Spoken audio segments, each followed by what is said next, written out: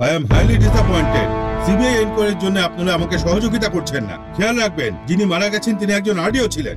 যদি এটাই পুলিশ ডিপার্টমেন্টে হতো তাহলে কি আপনারা চুপ করে থাকতেন? আরডিওর বাবা শেভিং করার সময় মারা গেছেন, এটা রিপোর্টে আপনারা লিখেছেন। সিবিআই কে সাপোর্ট করবেন, তাহলে কেস তাড়াতাড়ি ক্লোজ হয়ে যাবে, আর না হলে মাল্লানাকে সাপোর্ট করা অফিসারদের উপর আমি অ্যাকশন নেব।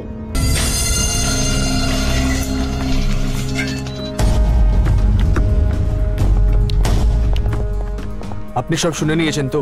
আরডিওর মিটিং ব্যাপারে ওরা কি বলছিল? আমি ওই সময় বুঝে গেছিলাম, তাই জন্য ভেতরে বসার পরেই আমি মোবাইল অন করে দিয়েছিলাম। এখন সময় এরকম এসে গেছে যে কেউ আমাদেরকেই বলবে, আঙুল আমাদেরই উপরে উঠবে। স্যার না স্যার, এই সময় আমাদেরকে কোনো বিপত্তি চাই না।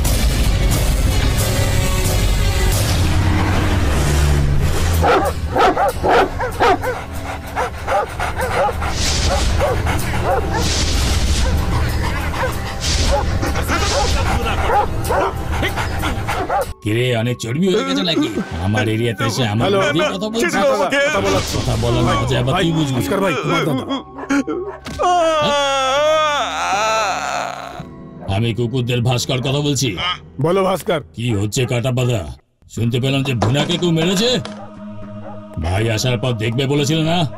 ভাই আসার পর কি করে নিলে? আরে আরডিওর ব্যাপারে অনেক ঝামেলা হচ্ছে, আর ওর ছোট কাকাও ইন্সপেক্টর। এই জন্যই কিছুদিনের জন্য আমরা ঠান্ডা আছি। রামায়ণ শুনিও না, কাহিনী আমাকে শুনিও না। আমার কথা তো শোন তুই। তুমি মারলে খারাপ হবে, যদি আমি মারি তাহলে? কেই মারুক, দোষ আমাদের উপরে আসবে ভাস্কর। না, কিন্তু আমার বাচ্চারা যদি কাটে তাহলে? বাচ্চারা মানে যে কুকুরগুলোকে আমি পালি।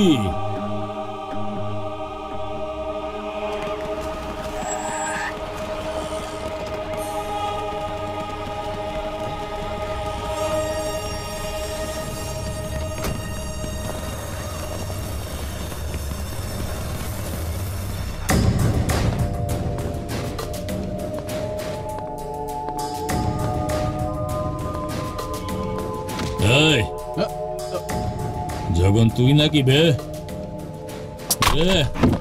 গুনাকে মেরে দিলি, এত বড় মরদ নাকি তুই?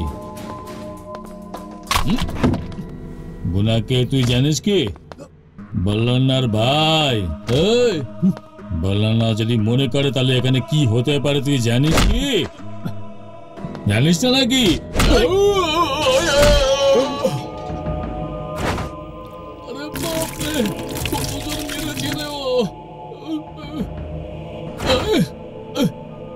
আমি এটো হাতে মারতে চাইছি না বলে তুই তার সুযোগ নিচ্ছিস?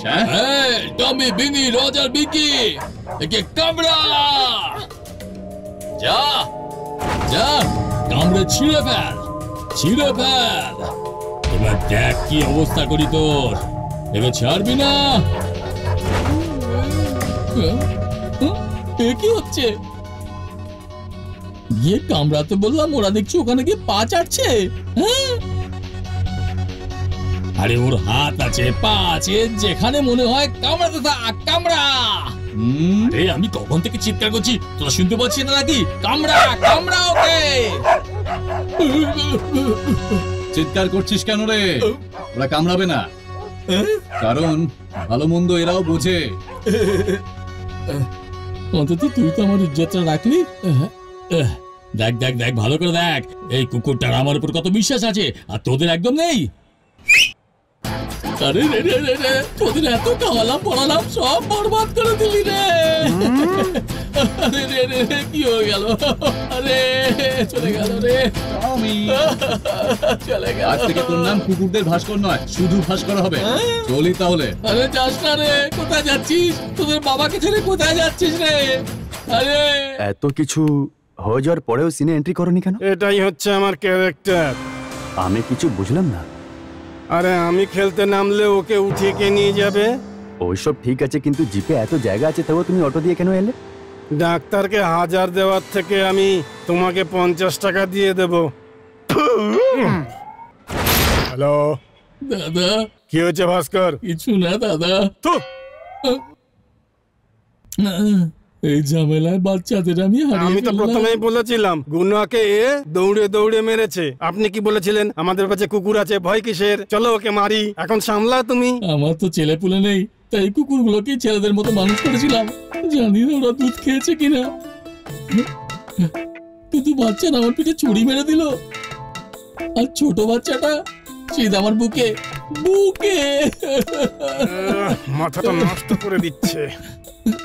ভাই, যখন ও জন্ম হয়েছিল তখনই আমাকে কামড়াতে এসেছিল। ও কুকুরের বুদ্ধি দেখিয়ে দিয়েছে। সেই সময় তোমার বুদ্ধি কোথায় ছিল? কি বলছো? আমার জীবনটা তছনছ হয়ে গেল গো। ছোট বাচ্চাটা আমাকে ভালোবাসতো না, ভয়ও পেত না ভাই। আরে কিসের ভয়? আরে খোলসা করে বলো না ভাস্কর। ঠিক আছে ভাই। আমরা এখন পর্যন্ত কাকে মেরেছি? জানি না ভাই। মন্দিরে এক পুরোহিতকে, হিন্দি মাস্টারকে, আর পুরনো বস্তিতে বালতি বিক্রি করে তাকে।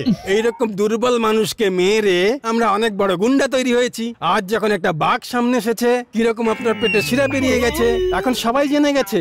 এখন আপনি ওখানকার হিরো নয়, হিরো তো ও যে এখন এসেছে ওখানে। তবে ওর এন্ট্রি কিন্তু দারুণ ছিল ভাই। একই ইশারে সব ওর দিকে চলে গেছে ভাই। কুত্তাটাও ধোকা দিয়েছে তোমাকে। সবই আমার ভাগ্য। ভাই ভাই দেখো ভাই, কত কিছু একটা বললে তুমি, ধোকা বাজও পর্যন্ত বললে। ভাস্কর, তোর মাথায় কি এখনো কিছু ঢোকেনি ভাই? গভর্নমেন্ট হাসপাতালে বিনা জল মেশানো দুধ পাওয়া যায়, এ কথায় খুব ভালো করে জেনে গেছে ভাই। সেই জন্য এই কথা ভেবেই এখানে এসেছে যে গভর্নমেন্ট হাসপাতালে দুধ খাবে। তোর মাথায় এইটাও ঢুকছে না? না এত বড় প্ল্যান করে এসেছিস নাকি? এই মান কোথাকার। অসভ্য, তুমি শুধরাবে না? না এই নে। আরে বাবা, চাকু মেরেছে। ওরে বাবা রে, মরে গেল রে। আরে ভাস্কর, ভাস্কর, ভাস্কর, আমি বের করছি। বার করলে কেন? আচ্ছা, আবার টুপি দিচ্ছি আমি।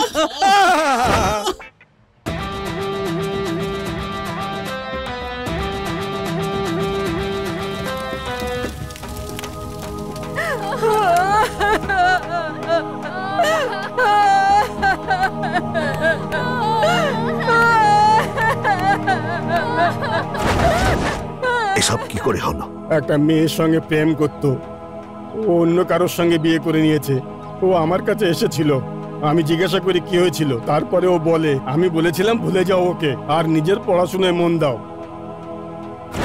এ বলেছিল ঠিক আছে, কিন্তু ওই মেয়েটাকে ভুলতে পারেনি। কিন্তু শেষ পর্যন্ত কেরোসিন ঢেলে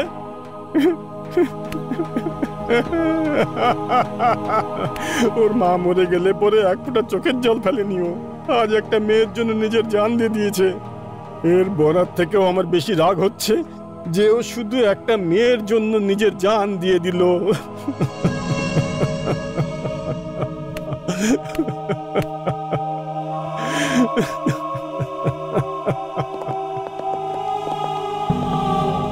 এই হ্যাঁ ভাই, কুমারদার খরচার জন্য 1-2 লাখ টাকা দে। দেশটির জন্য এত টাকার কিসের দরকার ভাই? কুমারদার ছেলে এরকম মরেনি, মরতে মরতে আমাকে একটা আইডিয়া দিয়ে গেল।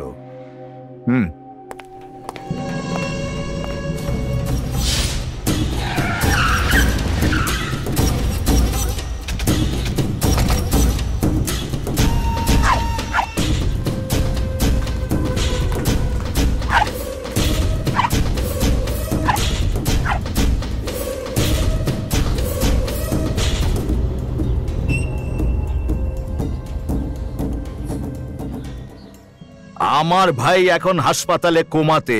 যখন ওর হুঁশ ফিরবে তখন তোর মেয়ের সঙ্গে আমার ভাইয়ের বিয়ে হবে। এটা আমার তরফ থেকে পাক্কা। এই নাও। অজান্তে আমাদের ভুল হয়ে গেছে, আমাদের ক্ষমা করে দিন। তুমি তোমার মেয়েকে এই শাড়িটা পরে আসতে বলো। ওর পড়াশোনাটা শেষ করতে দিন।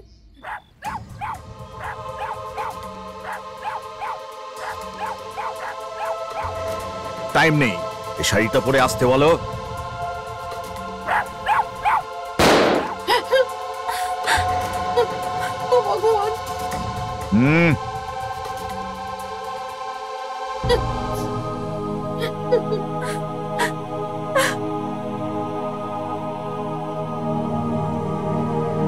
ওম ভূর্ভুবস্সুবঃ তৎসবিতুর্বরেণ্যো ভার্গো দেবস্য ধীমহি ধিয়ো ন প্রচোদয়াৎ। দুজনের কুণ্ডলী দেখে খুব ভালো একটা মুহূর্ত পাওয়া গেছে। আগামী 3 তারিখে মলন্নের ভাই চিরঞ্জীবী গুণাশেখরের সাথে লক্ষ্মীর মেয়ে মালতীর সাথে বিবাহ স্থির হয়। শুভমস্তু, শুভমস্তু, শুভমস্তু। হুম হুম এই দাদা আজ থেকে এইটাও আমার বাড়ি, আর এটা খেয়াল রাখবি যে এখান থেকে কেউ বাইরে না যায়, আর বাইরে থেকে কেউ ভেতরেও না আসতে পারে। ঠিক আছে দাদা।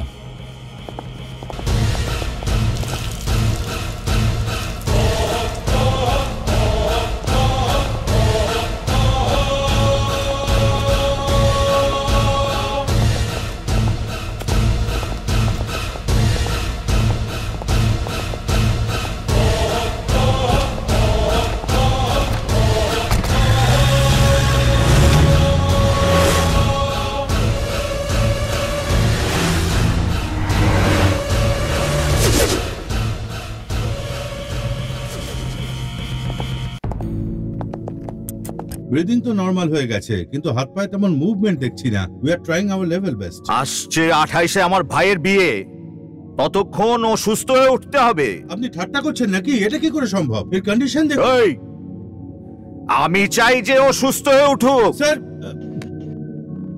এই দেখ ইনভিটেশন কার্ড, প্রথম কার্ড আমি তোকেই দিচ্ছি। এর বিয়ে যেই দিন ঠিক হয়েছে ওই দিনই হবে।